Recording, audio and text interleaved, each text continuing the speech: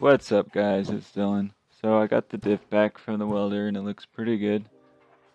So before I start putting it back together, I want to get all the parts wiped down with a paper towel and just get it looking pretty good.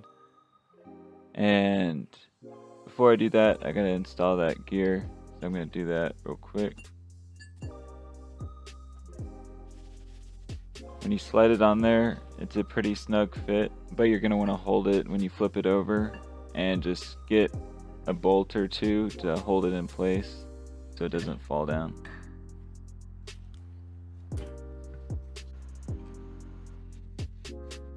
I use a socket wrench to get them started, and then the air ratchet, and I do the cross pattern just to be safe.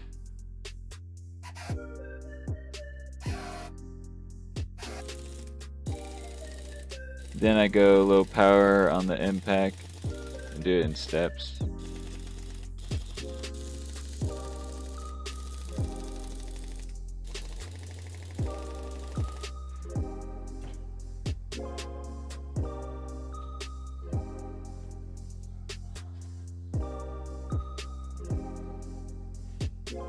So just give everything a good wipe down so there's no buildup on there. And it's like a new product.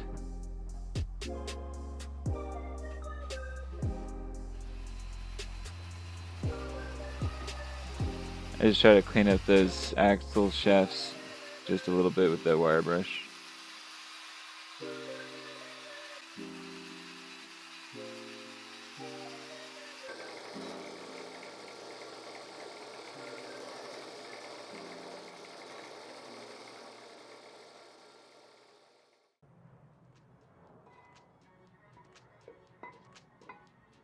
Now, when installing the diff, there's really only one way it goes, and that's with the gear on the right side of the bottom gear. And then you could always rotate it to make sure it spins. As far as the spacers, you can see before you put in the diff that one of the sides is wider. So that's very obviously going to put the wider spacer. I have to give mine a slight tap just to get it in there. Don't hit it too hard, you might bend it.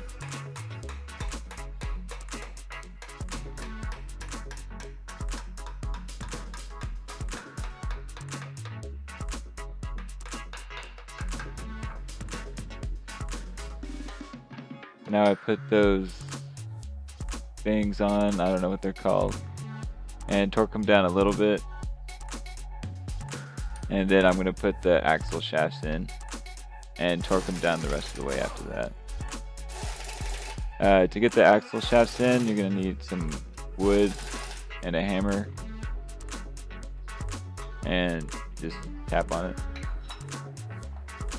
Before hitting it with the hammer, you want to make sure it's seated in the grooves properly.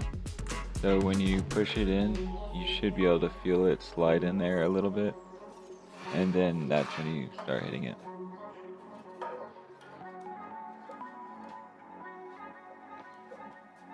And try to spread your hits around the wood, otherwise the board will break, just like mine does in just a second.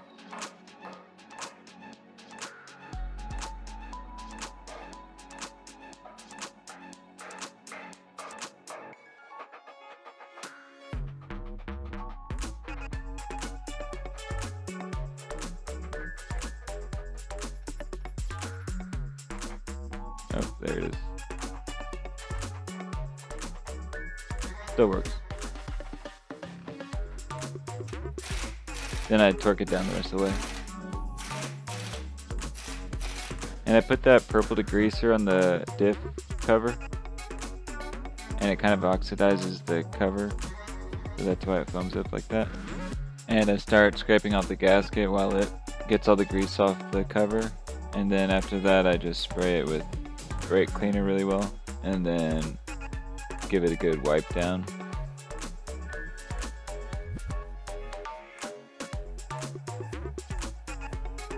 scraping that paper gasket off sucks, so you just have to have a really good blade or razor blade.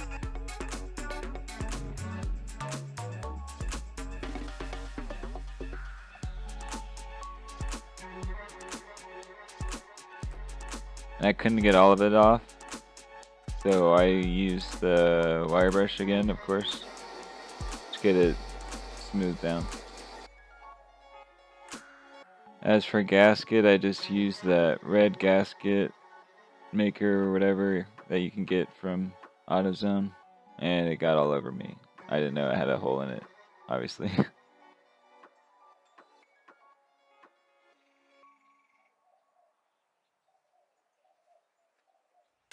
And when you put the cover on, you want to do the cross pattern also, and don't do it all in one round. Do it a couple steps. For the diff fluid, I use a 75/90, and the reason why it spilled out was because it was leaning back and I just evened it out and it kind of spilled. And before I put the diff in, I just tightened down the rest of my control arms, make sure they're all tight before I put it back in the car, because it's a lot easier when it's out of the vehicle.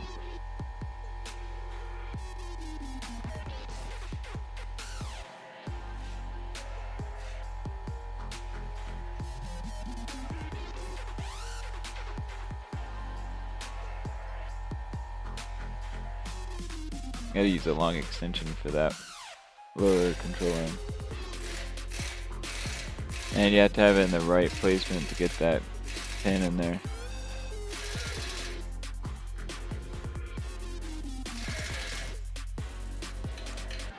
And I used needle nose pliers to bend it a little bit, and then the larger channel lock and to hold the bottom piece and just bend it that way.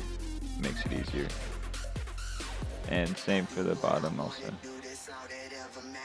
Never been one to chase with these other people, been after fame, mean nothing to me, their names mean nothing to me, so if you saying I changed, it's clear that you never knew me.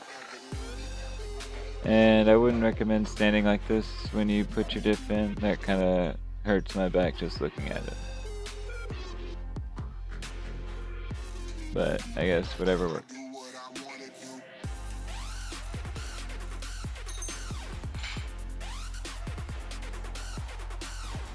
And the back cover has like 2 nuts that are closed and then 2 open ones. It's kind of weird. And I kind of realized that I was supposed to put the axle shafts in before I put the hubs in. It kind of makes it easier, but oh well.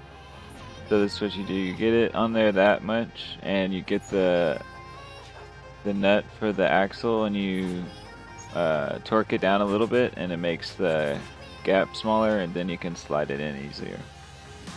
And I'm gonna install the subframe once I get all my wheels and everything ready to put on as well. So I'm gonna go and wait on that.